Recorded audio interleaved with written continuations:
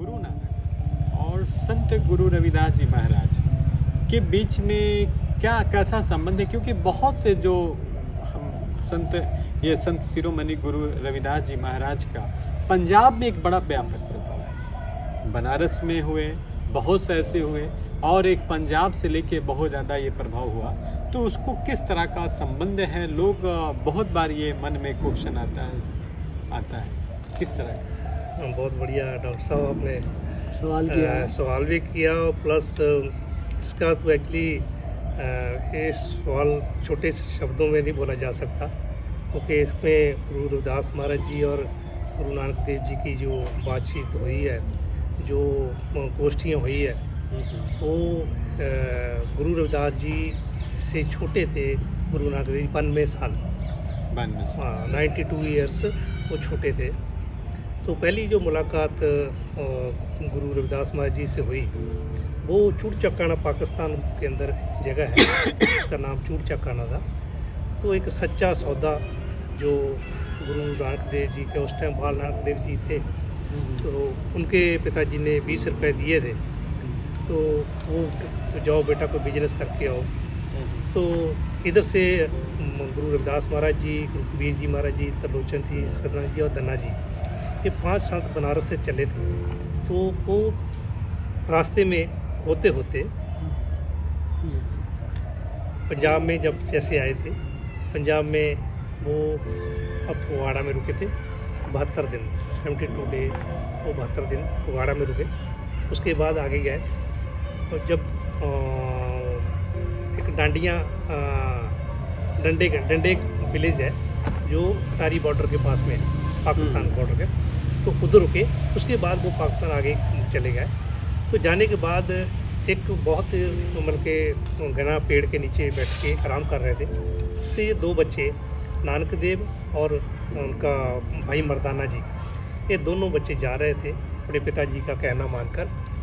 और रास्ते में जैसे ही क्रॉस करने लगे गुरु रविदास महाराज जी को, संतों को, तो गुरु रविदास महाराज जी ने वो आवाज़ लगाई कि बेटा कहाँ जा रहे हो? तो संतों की चेहरे देखकर तो बच्चे रुक गए। रुकने के बाद जब बैठे तो जैसे जैसे गुरु रविदास महाराज जी, गुरु कबीर जी महाराज अपने विचार बच्चों को बता रहे हैं, तो जिस मकसद के लिए नानक देव जी आगे जाना था, वो मकसद उनका उधर ही रुक गया। क्योंकि उनको ऐसी एक आध्यात्मिक सोच, एक खिंचाव संतों का वो मिल रहा था। तो करते करते दोपहर का भोजन के लिए तो बालाजी नानक देव जी बोलते हैं, मर्दाना जी आप जाइए और महापुरुषों के लिए लंगर का इंतज़ाम करिए, खाने का, भोजन का इंतज़ाम करिए। तो खैर कैसे न कैसे भोजन आ गया। तो ये जो लंगर प्रथा चलती है, सतगुरु रविदास महाराज जी के आगे नानक देव जी ने वो भोजन पेश किया गया, परोसा गया और खाया, उन्होंने छका। छकने के बाद उसके ऊपर गुरु रविदास महाराज जी ने आशीर्वाद दिया है, नानक जब तक ये दुनिया रहेगी तेरे नाम का लंगर चलता रहेगा। अच्छा। तो सतगुरु रविदास महाराज जी ने समझ लो कि भोजन छकने के बाद उस टाइम मार दी। आज देखो पूरे वर्ल्ड में गुरुद्वारों में लंगर चलता जा रहा है। अच्छा, लंगर का दिन ये सतगुरु रविदास महाराज जी का आशीर्वाद है। अच्छा। उसके बाद जब वो वापस गए, गुरु नानक देव जी घर में वापस गए, तो उनके पिताजी पूछ रहे हैं कि बेटा तुम्हें 20 रुपये दिए थे, उसका क्या हुआ? 15वीं सेंचुरी की बात है। बेटा क्या हुआ? तो बोला पिताजी मैंने सच्चा सौदा कर दिया। बोला सच्चा सौदा, सौदा का मतलब बिजनेस, मतलब ट्रुथ, मतलब प्योर सौदा कर दिया। तो बोला क्या किया? बोला मैंने महापुरुषों को भोजन कर दिया। कौन महापुरुष थे? तो जब सभी का नाम लिया तो उनके झापड़ मारा नानक देव जी, उनके पिताजी ने, मेहता कालू जी ने, तो तूने वो नीचों के ऊपर 20 रुपये खराब कर दिए। क्योंकि हम उस टाइम बहुत अनटचबिलिटी थी। तो ये नानक देव जी का जो परिवार था वो हाई क्लास के थे। तो फिर जब नीच का नाम लिया तो नानक देव जी ने एक शब्द उच्चारण किया, नीचा अंदर नीच जात, नीची हूँ अत नीच, नानक तिनके संगसार बड्यो कर करीस, तो हे पिताजी अगर मैं नीचा हाँ तो मैं जो मुझे वो नीच बोल रहे हैं आप उनको, मैं तो उनसे भी नीचा हूँ, क्योंकि उनका संग करके मैं भी उनके साथ खड़ा हो गया। तो ये सतगुरु जी नानक देव जी ने उच्चारण किया, तो उनका पिताजी ने माथे पे हाथ मारा, अरे तू क्या बोल रहा, मुझे समझ आती क्या बोल रहा तू। तो क्योंकि वो समझ गए थे, उनके पिताजी वो आध्यात्मिक सोच में नहीं थे। तो कहते हैं कि 3 दिन जो नानक देव जी थे वो अपना घर छोड़कर चले गए। घर छोड़कर एक्चुअली हमारे समाज को जहाँ लोगों को बोला गया है कि वो एक नदी के बीच उसने जंप मार दिया था, तो नदी के बीच वो सचखंड में चले गए थे। तो लेकिन सच ये है कि एक सुल्तानपुर लोधी एक पंजाब में एक प्लेस है, उस प्लेस में सतगुरु नानक गुरु रविदास महाराज जी ने दूसरी मुलाकात की।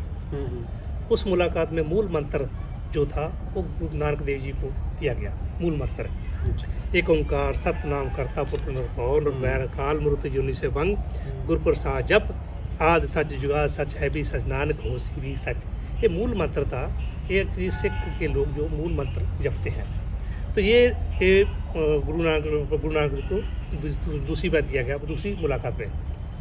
फिर तीसरी मुलाकात जो है बनारस में की गई। जो भक्ति लहर भक्ति मूवमेंट स्टार्ट होना था, बहुत संत महात्मा बहुत बुद्धिजीवी राजा महाराजा जो ट्रुथ के मार्ग पे चलना चाहते थे, सत्य मार्ग पर चलना चाहते थे।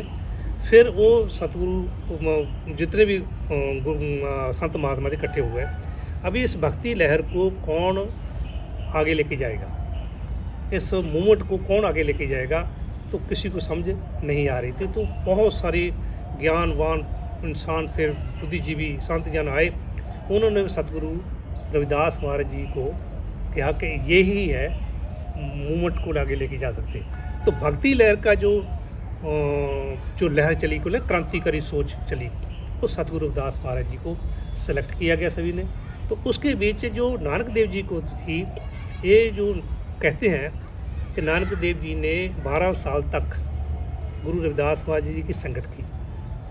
12 साल तक उन्होंने वाणी का ज्ञान दिया, और 12 साल तक उसी 12 साल के अंदर जो रागों की जो शिक्षा भी गुरु रविदास महाराज जी ने नानक देव को दी।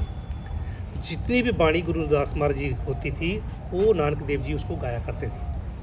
ये 1604 में जब गुरु माल ग्रंथ लिखा गया था, गुरु अर्जन देव जी लिख रहे थे, भाई गुरदास जी लिख रहे थे, गुरु अर्जन जी लिख रहे थे।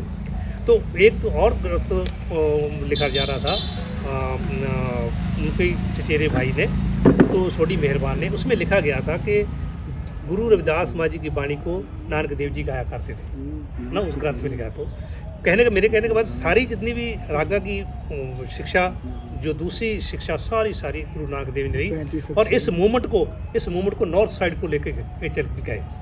तो ये जो सबसे बड़ी बात यह है कि जो गुरुमुखी लैंग्वेज है, ये लिपि है जो, वो सतगुरु रविदास महाराज जी की देन है। अच्छा। हाँ, 35 अक्षर जो है ये गुरुमुखी के, ये सतगुरु रविदास महाराज जी ने इन्वेंट की है। ये लिपि जो है ये नानक देव जी ने ज़्यादा एक्सेप्ट की, और ये चल गए। लिपि जो है ईरान इराक तक भी गई। अच्छा, गुरुमुखी। हाँ, गुरुमुखी लैंग्वेज अफ़गानिस्तान में बोली जाती है, पाकिस्तान में बोली जाती है, ईरान में इराक में बोली जाती है।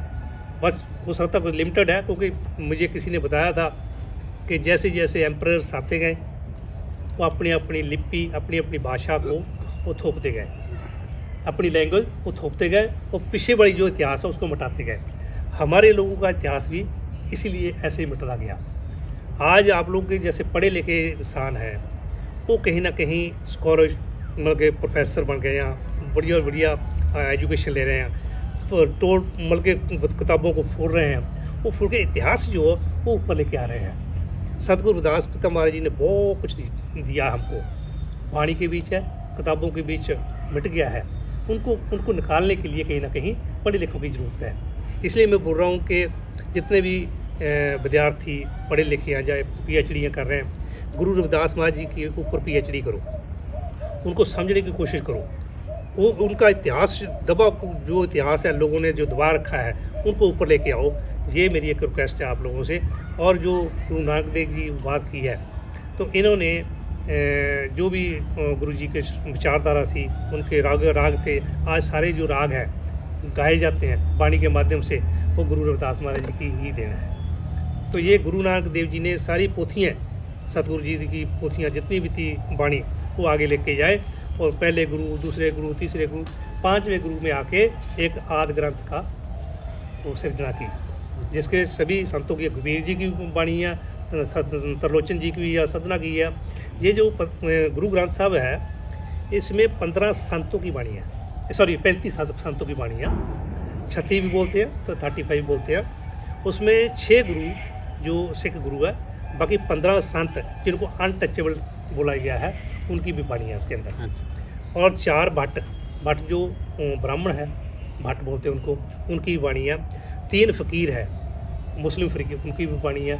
तो ऐसे करके टोटल मिला के ये वाणी जो है, ये 36 संतों की वाणी है गुरु ग्रंथ साहब में। और ये गुरु ग्रंथ साहब के साथ हमारा जो पंजाब का समाज है वो जुड़ा हुआ था, इसलिए आपके सामने है कि पंजाब के लोगों ने काफ़ी गुरु महाराज जी का प्रचार प्रसार किया वाटर लेवल पे। कारण यही है कि वाणी के साथ वो जुड़े हुए थे। मेरी यही रिक्वेस्ट है सभी से कि वाणी ही एक हमारा क्या बोलते हैं मूल है, उसके साथ जुड़ना है और उसी के सब लेकर आप बस वर्ल्ड में जाइए, ज्ञान बांटिए। ये मेरी एक रिक्वेस्ट है। जय गुरुदेव, धन गुरुदेव जी। आज हमारे बीच में मैं बचपन से बहुत ये चीज़ मेरे मन में आता था कि गुरुजी रविदास जी के विचार ज़्यादातर पंजाब और बाहर और दुनिया, और जब मैं ग्रेजुएशन के टाइम में था तो गुरमीत सिंह आए थे, उन्होंने भी बड़ा प्रभावित किया था। क्योंकि मेरा ग्रेजुएशन से लेकर पीएचडी तक की सारी पढ़ाई काशी हिंदू विश्वविद्यालय में हुआ, और काशी हिंदू विश्वविद्यालय का बाउंड्री सटा हुआ है संत गुरुजी रविदास जी महाराज का जन्मस्थली, जिसको सिर गोवर्धनपुर गांव कहते हैं। और वही एक बड़ा है जिसको आज अभी देखा होगा कि 24 फरवरी 2024 को प्रधानमंत्री जी बड़े 35 फीट ऊंची कांस्य प्रतिमा का अनावरण किए भी हैं।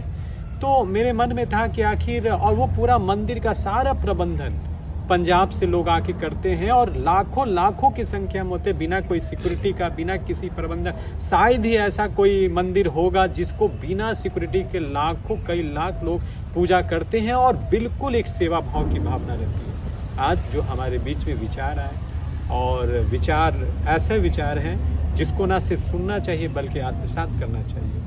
तो इस जो मौका मिला, अवसर मिला हमारे बीच में, संत राम कुमार आसनवड़े रविदासिया जी को मैं नमन करता हूँ, जय गुरुदेव। और मैं संत विक्रम सिंह रविदासिया जी को मैं नमन करता हूँ, जय गुरुदेव। आप लोगों का विचार हम लोग के समक्ष आए हैं, और मैं समझता हूँ कि सभी विद्यार्थी, सभी समाज के लोग, सभी जितने भी एक समाज से जुड़े हुए सामाजिक कार्यकर्ता हो, राजनीतिज्ञ हो, चाहे पॉलिसी प्लानर हो, समाज कल्याण से जुड़ा हुआ कोई भी साइंटिस्ट, इंजीनियर्स, डॉक्टर, सबको उनके विचारों को सुनना चाहिए, समझना चाहिए। और जैसा कि 36 वाणी है जो उनका है, और बहुत 35 अक्षर है, वो हर समाज का, हर धर्म के बारे में उन्होंने बड़ा अच्छे से मानवता के प्रति एक सच्चे संदेश के रूप में दिया।